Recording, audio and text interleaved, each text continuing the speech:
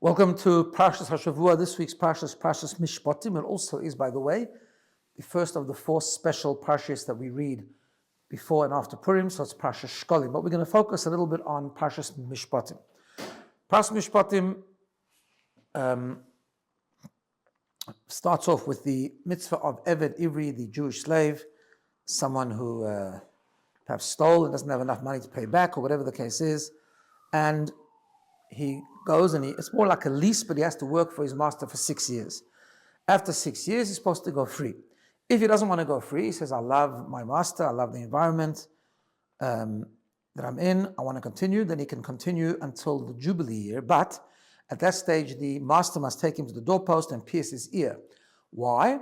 So a famous idea, because Rashi brings it as well, that he became a slave and really shouldn't have become a slave. It's not good to become a slave to someone else, because, says the Chazal, that Oizen Sheshom al Har Sinai, the ear that heard at Har Sinai, that Ki li b'nei Yisrael avodim, that the Jewish people are slaves to Hashem, and this person went and he acquired his own master, so he deserves for his ear to be pierced. So the famous question on this is the following. If the Aveira, if the sin is that he went and acquired a master for himself and didn't trust in Hashem and only be completely surrendered as a servant of Hashem, then why does his ear get pierced only after the 6 years and not right away? As soon as he becomes a slave, he should be punished for that. But no, only if after the 6 years he doesn't want to go free and he remains a slave, that's when he gets the punishment. What's the story? So there's a beautiful idea which is elaborated on in a very novel way by the Bobova Rebbe, not currently, but one of the earlier Bobova Rebbes, called the Gedushas Tzion. And this is brought down in the Sorry Alofim, who I quote sometimes, and he says the following. This is a very novel, creative idea, and it brings out a very strong point. It says that the Baal HaTurim in this week's Parsha says, and the Baal HaTurim often does this, when he sees an expression in a pasuk, he will mention that this expression is mentioned a few other times in Tanakh or Chumash, whatever.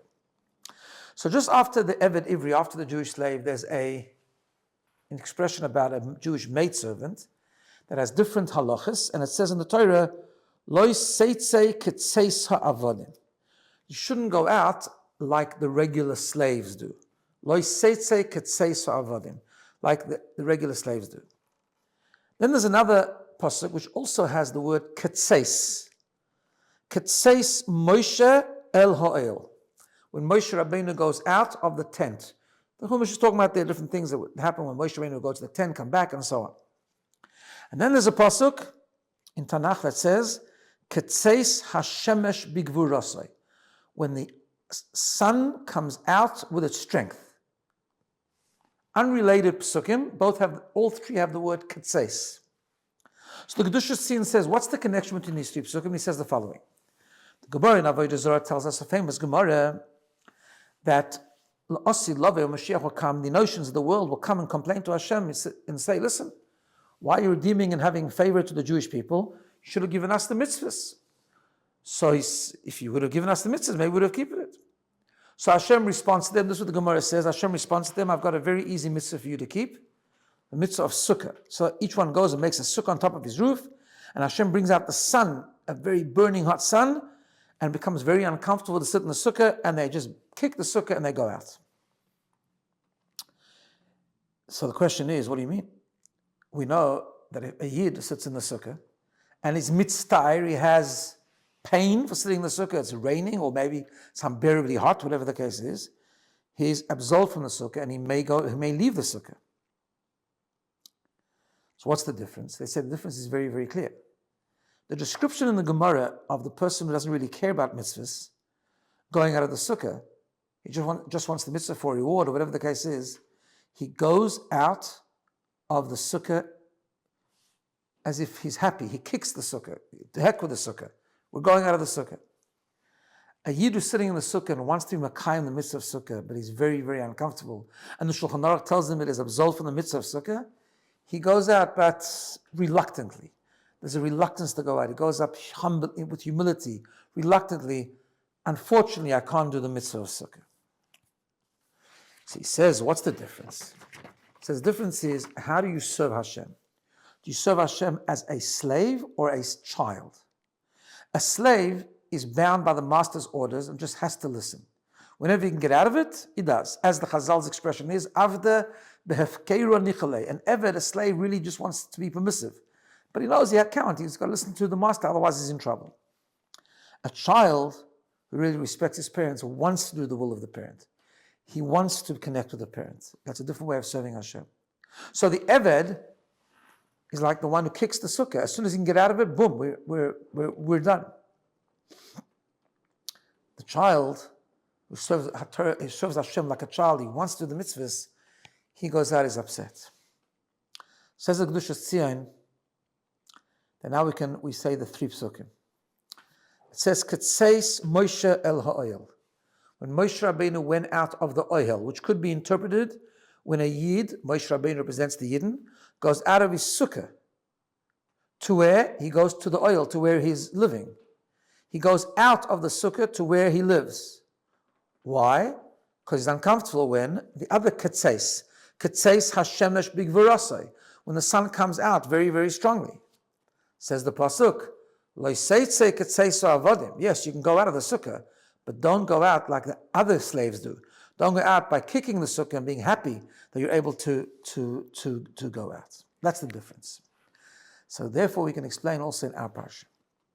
There's a very, very big difference between a slave who sells himself because he fell on hard times, or the slave 6 years later when he wants to remain a slave. Both are wrong.